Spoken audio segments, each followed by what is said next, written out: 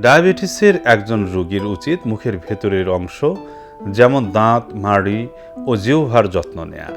কারণ দাঁত, মাড়ি, জিহ্বা বা গালের কোনো অংশে প্রদাহ বা ইনফেকশন থাকলে এমন রোগীদের শর্করা নিয়ন্ত্রণে থাকবে না। মুখে যখন কম লালা প্রবাহিত হয় তখন দাঁত ও মাড়ির রোগ এবং মুখের অন্যান্য সমস্যার ঝুঁকি বাড়ে। নিয়মিত স্কেলিং করা, প্রয়োজনীয় চিকিৎসা সহ দাঁত ও মাড়ির ভালো যত্ন নিলে এসব সমস্যা প্রতিরোধ করা সম্ভব।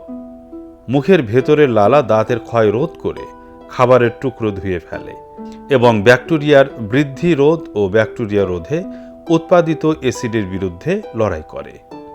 লালায় খনিজ উপাদান রয়েছে যা মুখের টিস্যু রক্ষা করতে ও দাঁতের ক্ষয় প্রতিরোধ করতে সহায়তা করে।